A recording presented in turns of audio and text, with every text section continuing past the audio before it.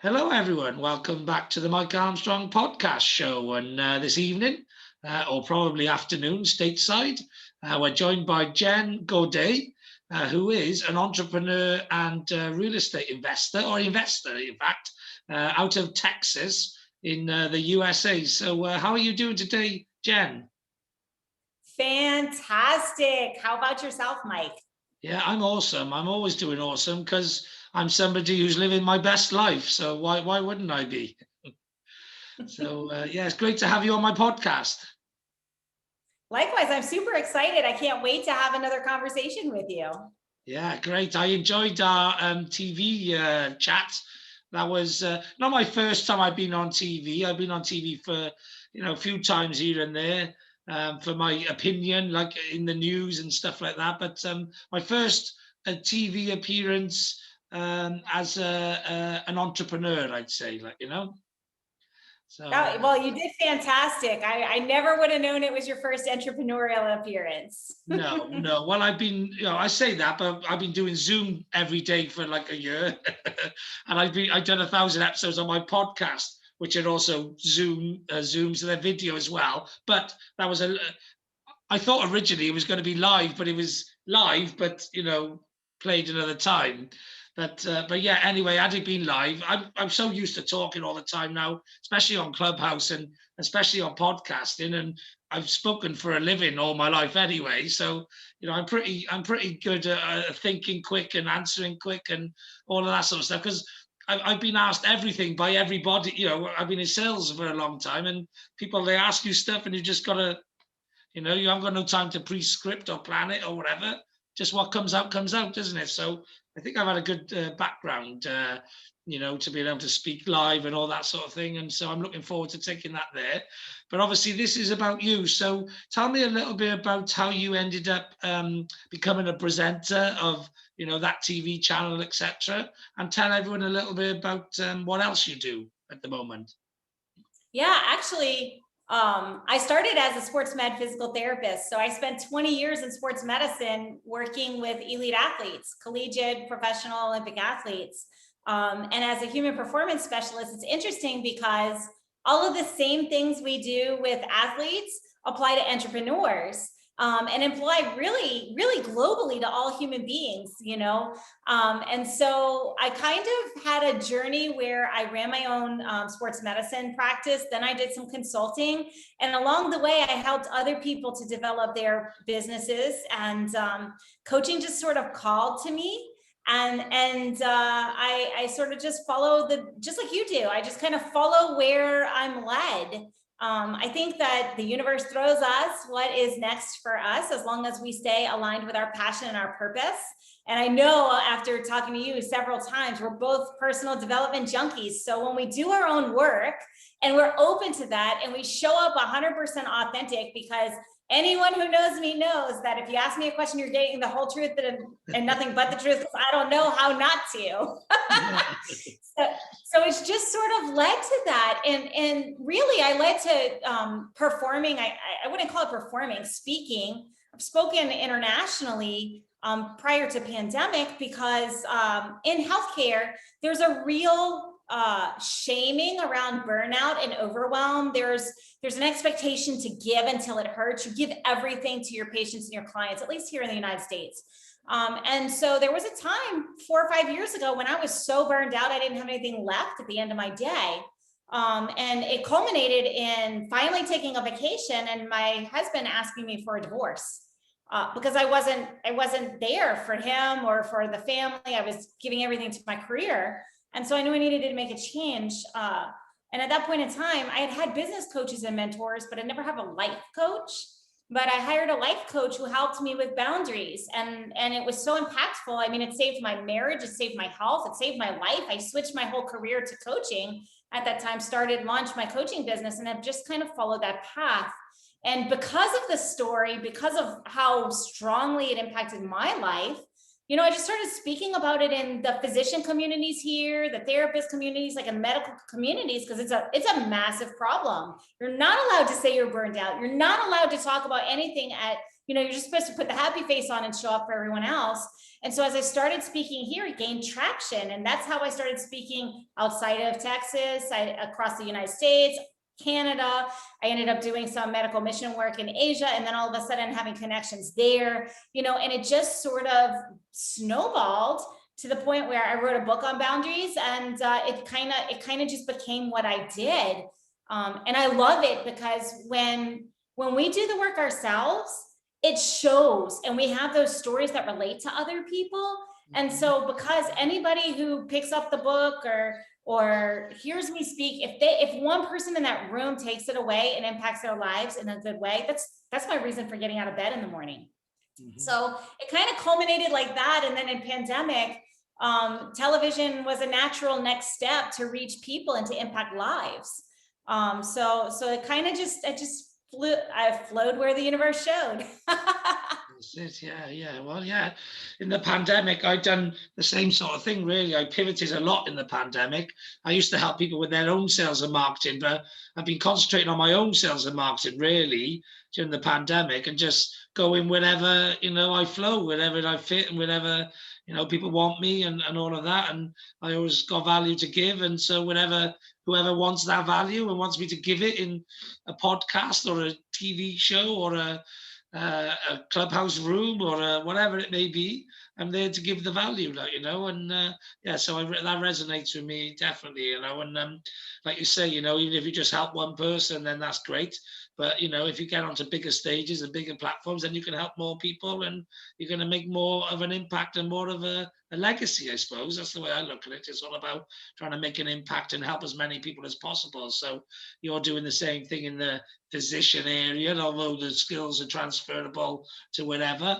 And I do it with entrepreneurs, young entrepreneurs, aspiring entrepreneurs, old entrepreneurs, whatever, because I come from the entrepreneurial world, So, you lean on the world that you start from and build some traction there, but you also, you can develop and lean into new sort of areas over time then, can't you? So, so that's interesting. So is it your TV program, or are you presenter there, or what? Tell us a bit more about that. Right. So it's interesting because I've done a lot of interviews for other people all over the place, between television, pods, radio. I had a radio show for a little while. And so I was asked if I would come and present that kind of entrepreneurial content, because they were looking for something that they could do. And it's actually interesting because I was asked twice last year and I said no both times. But when I was presented with this, because this is a new thing for me, it was in January when I started, because it was bilingual, because it impacted people that didn't have as much access to entrepreneurial content, or the same kind of quality of content. I said yes, because I looked at it as an opportunity to impact more lives. So I said yes, because I really do believe that we're here, and our gifts, if we're not sharing them, then we're not using them in the way that we were blessed. And to those that much is given, much is expected. And so it was an opportunity, like you said, to reach many, many eyeballs. I mean, I think it airs in the United States in multiple markets. It airs in Mexico. And so a lot of people have access to these kind of contents that maybe they didn't have before. And so it's just kind of in alignment with my personal mission, vision, and purpose to do that. And it's really fun. I'll tell you, Mike, I love bringing high-powered people who have a lot of value to give, because when we connect in that way and we share that with my audience, your audience, doesn't matter.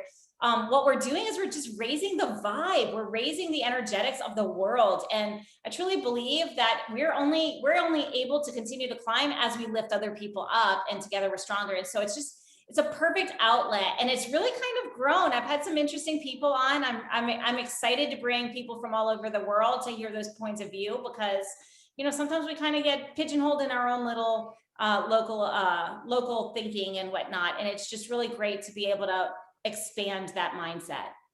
Yeah, definitely. And like I'm a lifelong learner, and I've learned so much in my life. but I entered really deeply the personal development world from say 2017. And in that sort of short period of time, 4 years, I probably learned more in that 4 years than I learned in the previous. Well, no, I think I started at 37. So in 6 years, I probably learned more than I've learned in the previous 37 years. And I was a lifelong learner. You know what I mean? Constantly progressing and going through sales and sales management and sales directorship and keep developing and growing. But like once you get into that personal development world and you really get a thirst for it, it teaches you so much. And then you go to somewhere like Clubhouse and mix with other people who've also been in the personal development world and are also doing great things in the real world as well. Because I think it's always good to bring the real world in your own experience with the personal development world and put your own spin on things. But then you go into a room full of people like-minded and you're just picking up like gold everywhere. That's part why I do a 24/7 room, I think, because I can drop some gold, and just as much as I'm dropping, I'm picking up, elsewhere, and it's just a real sort of fast track, if you like, to knowledge, and knowledge is wisdom, and if you're willing to take action on it, which I am, I'm an action sort of kind of person, then it can give you sort of massive advancements in your life and in your career and with your legacy and whatever it is you're trying to achieve. So it's just the last year for me, I wrote a website it was before the lockdown. It was the end of 2019 and finished it in February 2019. It was a personal development site. And I was updating it the other day. It's like a year on from when I was finished, like a year and a bit, a couple of months on. And I just couldn't believe how much had changed. Yeah. Just in 1 year, but one crazy pandemic year.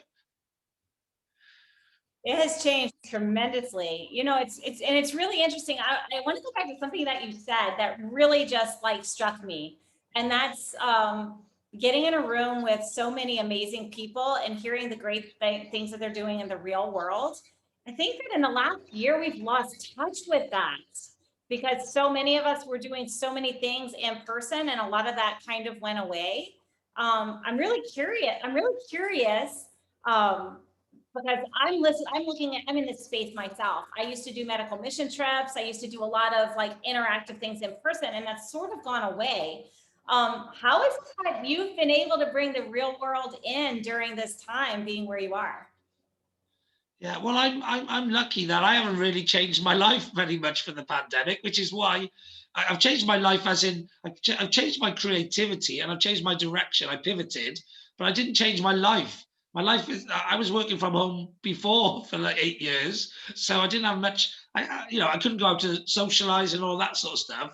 But I socialized online globally, which is better for me because there's not many people that I resonate with that are like me. I'm one of those, 10%ers, 5%ers looking to be a 1% or whatever.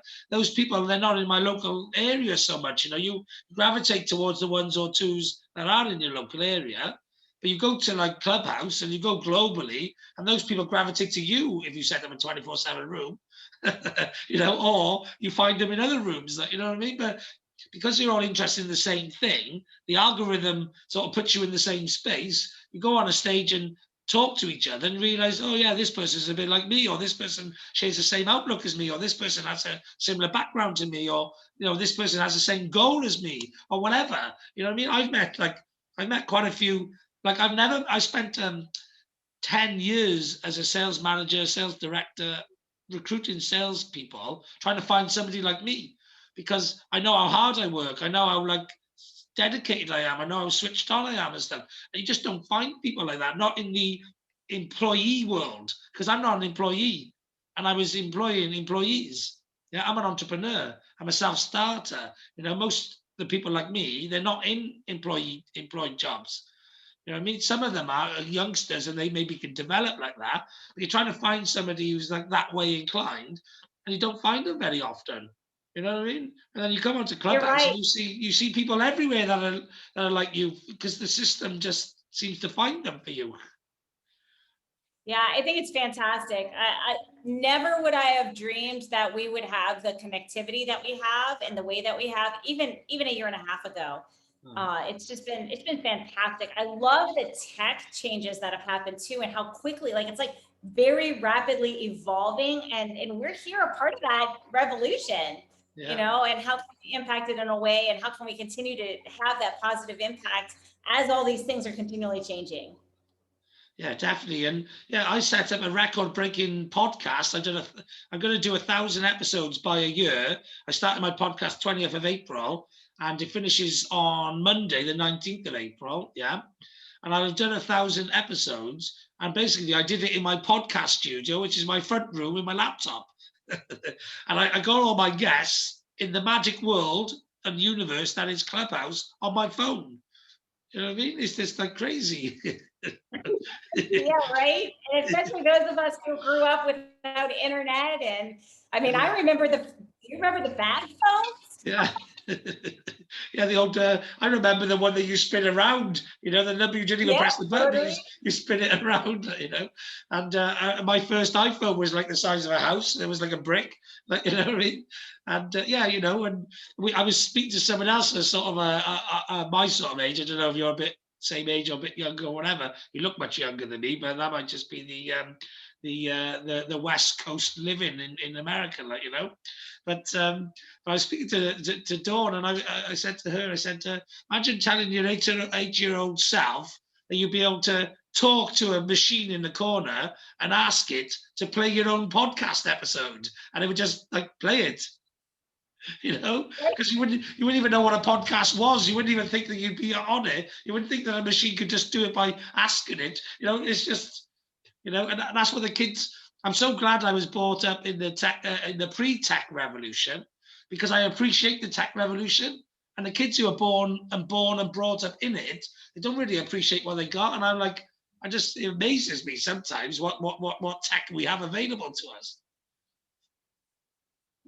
Right. And the littles, I have a 5-year-old grandson, and having him look, I showed him my rotary phone. He's like, "What is that, Gigi?" That's a phone. It's not a phone. Yeah, definitely. So, so tell me a little bit about the coaching that you do. Then, obviously, I got to see it branded in the background. Tell us a little bit about what coaching you do and how people can get engaged with it and all that sort of thing. Oh, yeah, absolutely. So I work with entrepreneurs to truly reclaim their time, reclaim their energy, and maximize their impact by becoming the CEO of their business and their life. I work with small business owners and predominantly like healthcare providers, wellness providers, service based, because a lot of times we're really good at what we do, but we're not really good at business. And so we end up doing a whole lot and burning ourselves out. And since I came from that world, I really want to be able to help people to understand the business side. So I take the business strategy and I marry it with human performance coaching. So physiology, we can't even talk about business if you're not sleeping, if you're not fueling your body, moving your body, and able to really think and have clarity of thought. We talk about the psychology, so moving through fears, overcoming self-sabotage in the moments, because you and I are self-starters and we know how to pick ourselves up, but sometimes there are days when it's really sludge and we need to grind. And how do we like lean in, and what do we draw from psychologically so that we can do that? So the physiology, the psychology, we do a lot with productivity and efficiency. So if you think about an athlete, athletes, their job is to train, but if they train too hard, they get injured. So it's about efficiency and productivity and training smarter, not harder. And the same applies to us in our businesses. So we go into things like zone of genius and how to delegate, how to know what to delegate, you know, what do we want to hire for, how to hire right team, which is the people side of it. So leadership, communication, the soft skills, relational capital. So we take all of the pillars of human performance and we marry that with the business strategy. And that's what we do and become the CEO of your business and your life. It's truly a passion project. People are like, oh, well, you put it in your name. Like the name of my coaching business is Jen Gaudet Coaching. It's not ever going to be for sale because that's me. Nobody wants to buy my name. But this is truly like, literally, I retired sports medicine. I have other businesses. I invest. But this is the thing that I want to be spending my time on because I love the impact that it has. If a small business owner really elevates their game and reclaims their time and energy, they show up in their communities. so much stronger, and that impacts their families, it impacts their communities, and ultimately the world. So I really do enjoy coaching the lifeblood of our communities and our world to be able to really live their best life in their business.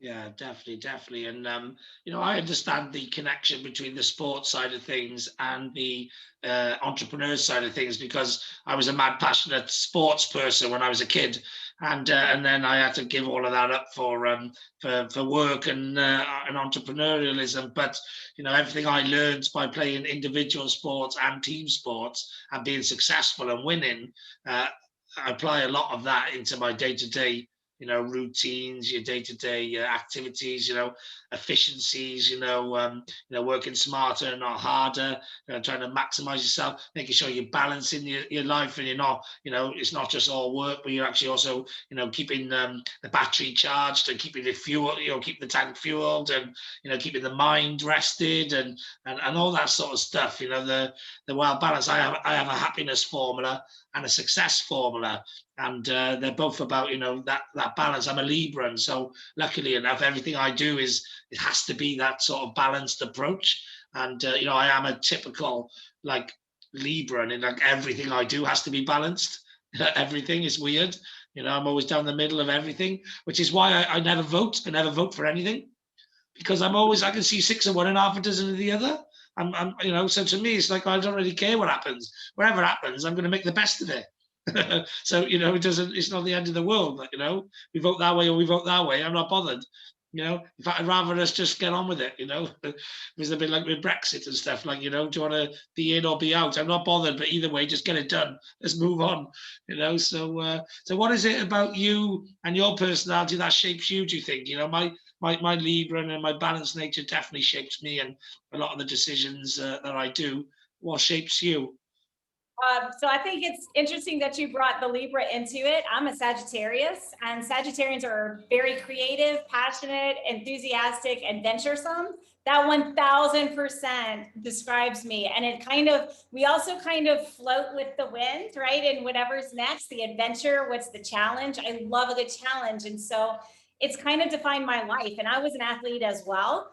But it was because of the challenge and what's the next thing and where is the growth and where is the excitement. And so that passion and all of that, that's kind of my driving feature. If you ask anybody off the street, they'll tell you I'm the most passionate person and the most driven person that you know. And the other side of it, unfortunately, I get the bad side too, which is I'm blood to a fault. And then you know exactly where you stand. If you ask for my opinion, you're getting it. It's not going to be candy coated. It's going to be no BS. It's going to be 100% what you need to hear. And it's going to come from that place of love and service. But there is like zero filter in this, in anything that I do. And so it's really funny when I coach and people ask my opinion, I'm like, okay, you really want to know? And they say yes. And I say, okay, do you really, really want to know? Because there's no way. I do not know how to sugarcoat, because I'm an athlete. I worked with athletes for 20 years. You're going to get exactly what I think. And so I kind of preface that. I've learned to preface that, because when somebody asks me something, if they have a really garbage business model and it's something that's not viable, I'm going to say, that's never going to work. And here's why. Here's the precedent. Here are all the other people who tried this. It failed. And it's because your avatar has no money to spend on this. So you can't make money in it, which means you don't have a business. And that's going to come out of my mouth. So Yeah. it kind of is that way. But I really do. Everything I do very big. I'm very passionate about. And I think it's fueled my success. But to me, success isn't about the TV show. It isn't about what I have done and all. Success is really about the impact I've had on lives. And, honestly, because I come with that passion, when I speak on stage, people leave. It's like there's been no stages for over a year. I still have people who email me and say, thank you so much. I saw you in 2017 and here are the changes that I did in my life. And I couldn't thank you more. And that literally fuels my heart, and it's the reason that I show up. So Yeah. Well, that's the same exact success measurement that I use as well. So how many people can you impact, and what sort of legacy can you leave? Like, you know what I mean? Like, to me, life's not all about making money, and some people chase money all the time. But if I can help more people, then that's great. If I make a bit of money along the way, well, I don't need that much money anyway, so I'll probably put it into a trust fund and to help startups and disadvantaged, kids get into entrepreneurship and that sort of thing.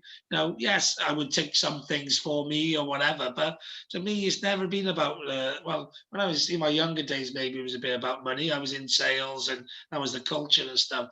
But actually, like you said, it's making a difference to people's lives. That's really what matters to me. People are the most important asset on the planet, and the more people you can look after and help and improve their lives in some way, even if it's a short-term improvement, great. If it's a long-term improvement, or a complete, keep change or rejuvenation of a life or whatever, even better. But yeah, to me, it's all about making that difference. And yeah, ultimately, if you can make a lot of difference to a lot of people's lives, then you've had a great life, and and also a happy life as well. Because part of my smart happiness formula is random acts of kindness. And if you do random acts of kindness, it gives you oxytocin in your brain. And so if you do lots of random acts of kindness constantly, then you walk around happy constantly, because it's a biological fact. Like, what I mean? You can't not walk around. You can't do good things for people and feel sad. It's like an impossible thing. So I just do stuff for people constantly. And I just love it. I love helping people. I love connecting people. I love inspiring people, educating them, whatever. And I think it's just, I love the high that it gives you as well. It makes you feel great. So why not do it? I just encourage more people to do it all the time. So what's something you like to encourage? Maybe your mentees or the people you coach or the people you speak to. What are the things you like to encourage them to do? I think it's really funny that you brought that up, because I do a lot of corporate talks and corporate wellness and coaching, like executive coaching type things. And that's part of our formula for stress management, is to go out and help someone. If you're having a funky day or you're in a negative mindset, the easiest way to correct that is to go out and help someone, whether it's smiling at them or doing something positive. It helps shift you from that negative to the positive mindset. So I absolutely love that. Yeah. And I really am a big fan of presence. I'm a big fan of the only moment that we can control or that we can even impact is right now. So no matter where you are, if you're looking at your bank account and you're not happy with what you see, what can you do right now to change? Because if we continue to do the same thing, then we're going to have the same result. But right now we can change one thing. So what is the one small thing we can change to impact that bank account or to impact your mood? And so a lot of times people get stuck in their head. They are in analysis paralysis, or fear stops a lot of people from doing the things or from really playing big in life. And so one of the big go-tos for me is to really look at it and ask yourself, what is your top priority in life, or your top three? Are you meeting those priorities? What are you doing today to ensure that your priorities in life are being met? And for me, it's my husband, it's my family, and it's to have an impact. And then I ask myself, how am I going to have fun today? That's my secret ninja sauce, is Yeah. how am I going to have fun? And I start every single day asking myself those three questions. What is it that's my top priority? What is most important? What am I going to do today to move towards those goals or to ensure that that's there? And how am I going to have fun doing it? Literally every day I work with all my students, all my mentees, all the people that I coach, everyone that I come into contact with, that I share that. Because if you can have fun in anything, then you always have that kind of injection of motivation. It helps to keep you motivated. It helps to keep you smiling. And when you interject fun intentionally into your day, it just becomes a part of who you are. And then energetically, people want to be around you because you're always looking for the fun and the learning in every moment. And so that's kind of like my secret sauce, if you will. And then the other side of that is, at the end, I like to bookend things. So that's my morning. And then at the end, I ask myself, did I work towards my priorities? Did I do something with my spouse? Did I do something with my family? Did I have that quality interaction? And if it was a bad day, I only allow myself one thing I want to improve tomorrow. You can't focus on all the negative, because that's what you attract. And then I ask myself, how did I have fun? And I reflect on all the fun moments of the day. And it just literally keeps me going. It's why I do what I do. It's what keeps my motivation. And it's helped so many people, because a lot of times we try to cram too many things, or we try to solve so many problems all at once, and it makes us overwhelmed and negative. But when we focus on what's most important to us and we integrate it, we fill our cup, and our cup is overflowing, and everybody gets the best of us. So that's kind of my secret sauce. Yeah, definitely. Well, life's too short not to have fun every day, isn't it? That's why I'm somebody who believes life's too short not to do something that you love every day. So I have fun every day. I don't have to think about it, because I've shaped my life to do the things I enjoy, so that I'm having fun. Because I had a spell, as we all do when we're younger, I suppose, of doing stuff for other people, and doing stuff they don't particularly want to do, and all of that sort of stuff. And what I learned is, why am I doing stuff I don't want to do? I'll just do the stuff I want to do. You know what I mean? Spend my entire life doing stuff for other people. And I'm like, no, I'll just do what I want to do, because it's my life. It's not everyone else's. You know what I mean? So shape your life how you want it to be, and then just have fun enjoying it.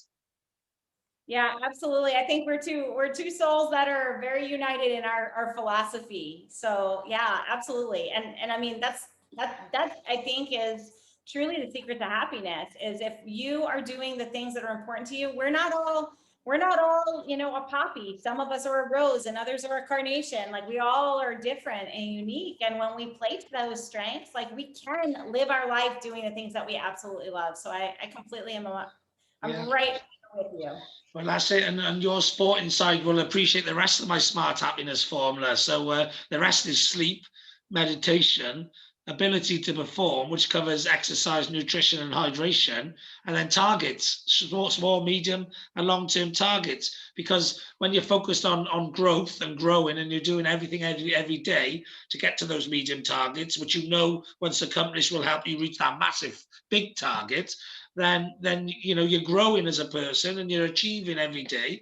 And so all of those things combined make you happy. They all on their own make you happy, but when they come together as a total formula, they give you the compound effect of, like, intense happiness, because you've got one happiness feeding into another, So that's something that I'm going to be teaching around the world for the rest of my life, is my happiness formula. And I've also got a success formula as well. So that's the one I'm going to charge, because I don't think you should charge for making people happy. I think they deserve, it's a human right. Yeah. So I'm just going to give it away for free, my happiness formula. But then if they want to become successful, then they got to pay for that, because I can't turn them into millionaires or billionaires and not take at least something for it, even if it's just a small amount up front to get them on their way.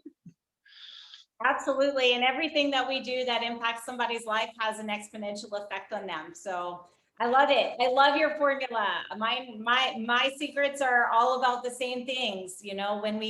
Mike, what really comes to my mind right now is when we live and practice what we preach, when we walk our talk, everybody can't help but see the results.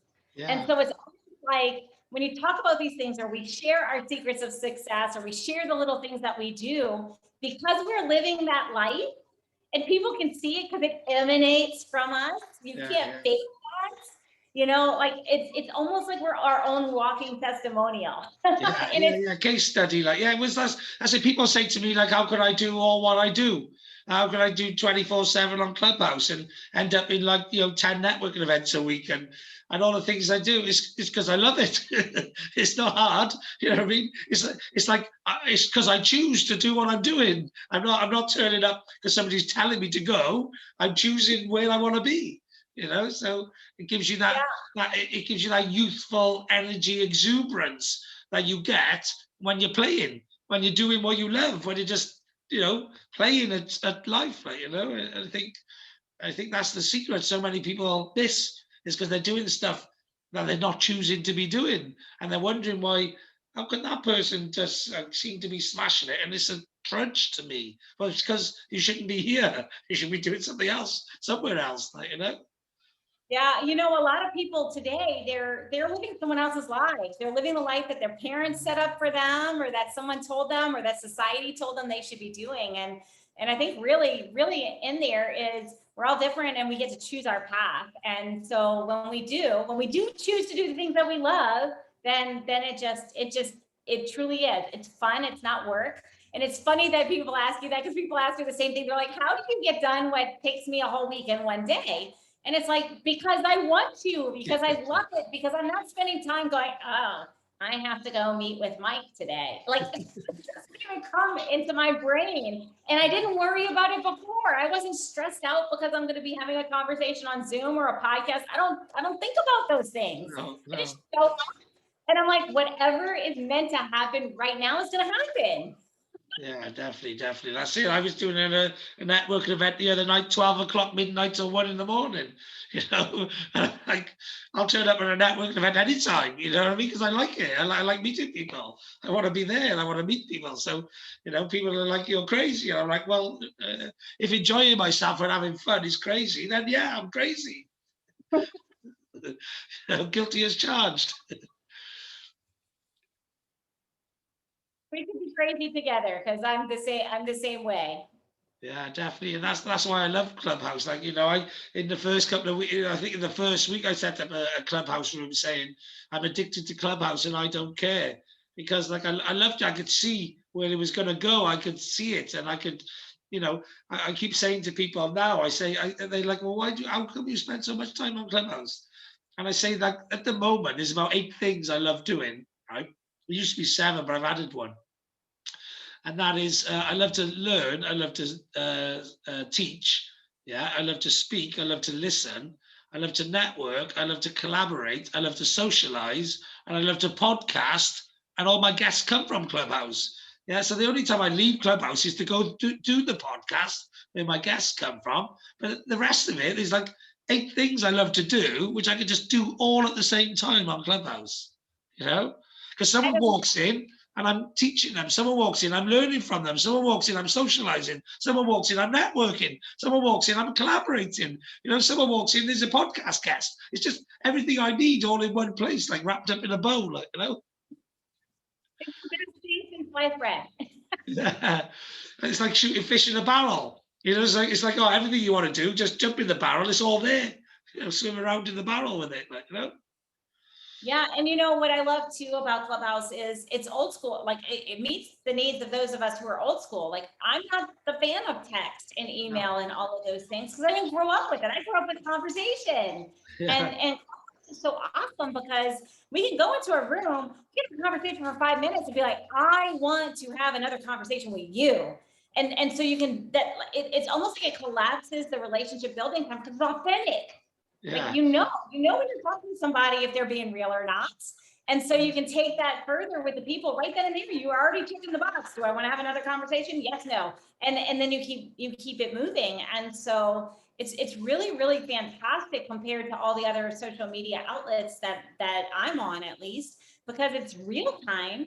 You're authentic, you're having a conversation, and you can pop into a private room and boom, have that conversation and do whatever, like collaborating you need, or connecting. I'm a super connector. I love to connect people with people who are going to really help them, in whatever way.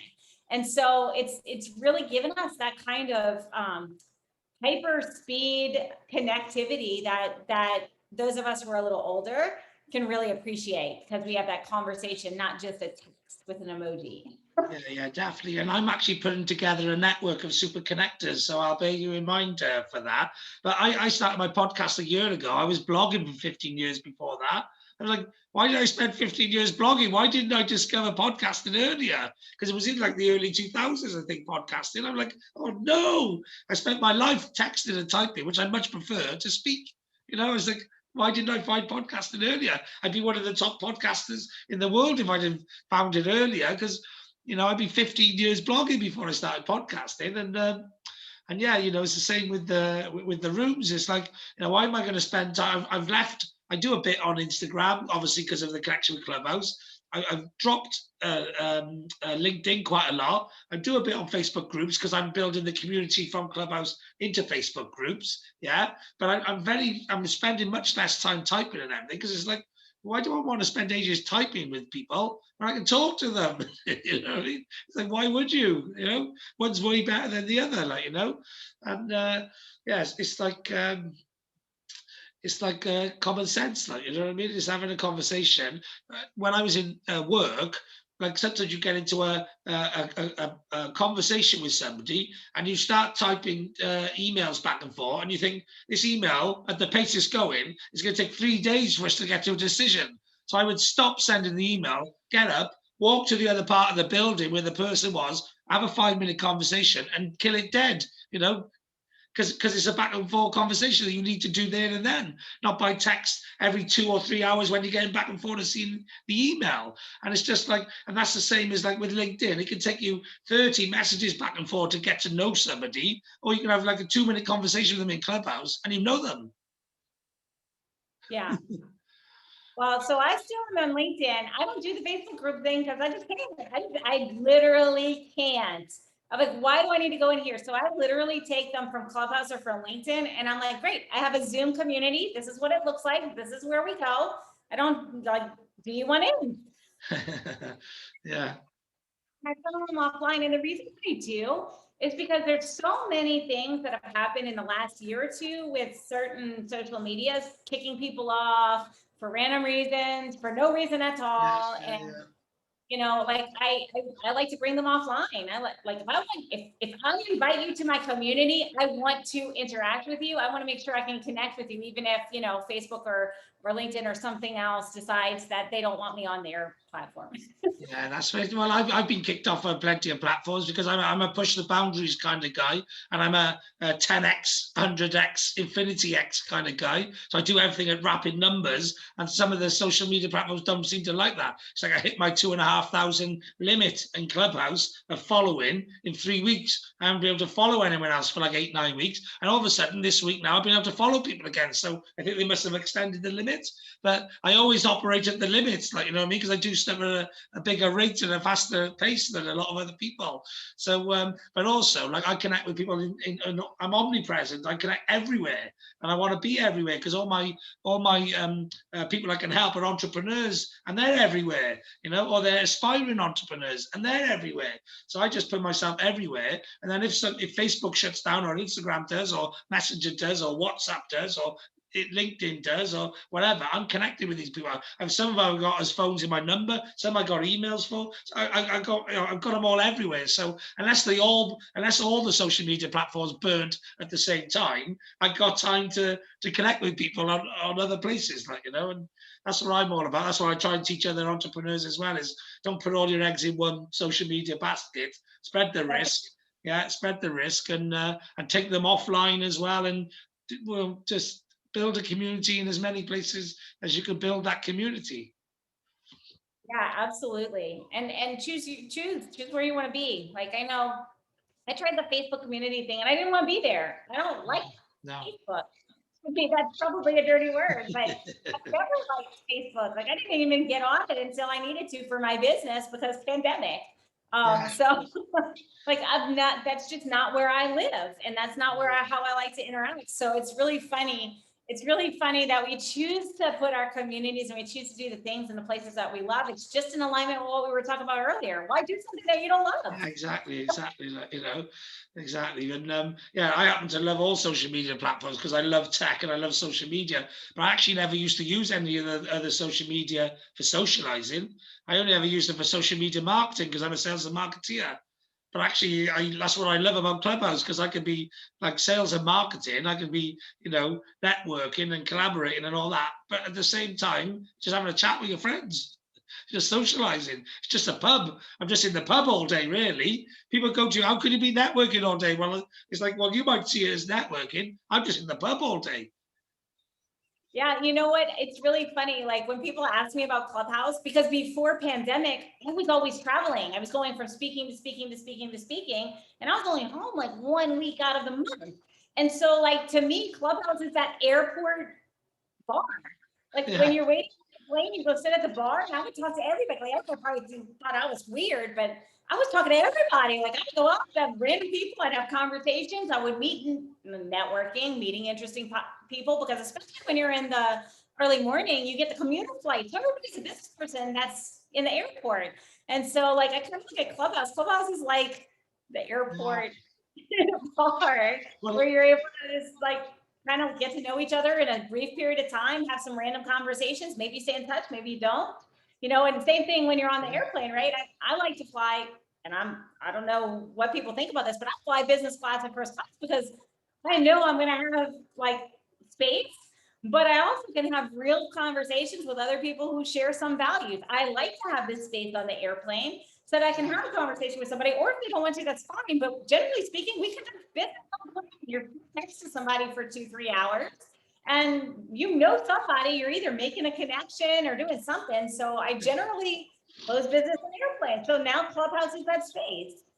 yeah, definitely, definitely. Well, I actually carved my room out to be the bar at the convention center, because Clubhouse is a virtual convention center, and every good convention center needs the bar area where everyone takes off their shoes after a while and they have a drink and they have a bit of a laugh and a joke and listen to some music and do some business, but in a chilled out, relaxed, unstressful manner. And that's what I like to hang around in the convention centers. And that's why I thought, as soon as I seen Clubhouse, I thought, right, this is what I need to do. I need to create a bar. I need to just stick my bar in and just let people come in. And whoever comes in, I'll have a chat with them. Yeah, I think it's fantastic. I love your room. I think it's great. Yeah, I've met some really interesting people in there. So I appreciate you for setting that up. Yeah, definitely. Well, loads of people have gone on and set up their own rooms since, but they all pop back into the room that they first sort of moderated in, or they first got to on Clubhouse or whatever. They like to come back and chill out in my area. So that's why I keep it 24/7, and I was keeping it 24/7 for the 79-day challenge. But I think I'm on 81 or 82 now, and I'm just going to keep it going because people like it and they look out for it and they expect it. So I'm like, well, just keep it going, isn't it? I don't have to be in it 24/7. I just need to keep it open 24/7. It costs quite a lot on phones and chargers and that, constantly keeping it going, but other people are benefiting from it and I'm getting some benefit from it as well. So, it's win-win. Yeah, absolutely. Yeah, Fantastic. brilliant. So yeah, so have you got anything else going on in your world that you haven't covered yet that you'd like to mention, or would you like to do a bit of a description of your TV show and tell people what it is and what to expect and where they can watch it and all that sort of stuff? Yeah, absolutely. I'm happy to. So, I mean, I do a lot of things. I buy and sell businesses in real estate. So that's always a great opportunity to reach out to me. My website, of course, is on my background, GauDetCoaching.com. That's for the coaching business, but it also has contact with my direct information. The only business I work in. So I absolutely love it. But my show is CEO Mondays with Jen. It airs in multi-markets on regular television. It also streams on demand. So you can find it at nowmedia.tv under the shows tab. But you can also find it on Roku and it's on all the places that podcasts are on. And so the whole premise is sharing the entrepreneurial journey, because we always see the tip of the iceberg, the success, the one success that we have. We don't see all the hard work and all of the persistence and the other things that go into that success. So I like to talk about, the inner work that we do, the personal development, the business development, the times that we quote unquote fail and take our, our losses as learnings and how we grow from that. So I think it's really important that whether you're an entrepreneur or an executive or not is irrelevant, that we're continually growing and really become the CEO of your life. It's about taking control of your life, taking command of your life, and really doing all the things that we talked about today. Dialing in the physiology, getting over our fears, setting ourselves for success in everything that we do, whatever our definition is, enjoying our life, loving our life, and just being the best human beings that we can. And then of course we marry that with the business. So that's kind of the coaching, that's the show premise, because I just believe in that. And I truly, truly believe that the more people we impact, the more people we interact with, the better our world will be. Because every single opportunity to have a conversation is an opportunity to learn and an opportunity to teach, just like what you were saying. And I do live by that. So that's kind of like the big thing. The other thing is I'm an international best-selling author. You can go to my website and find my book. It's on boundaries.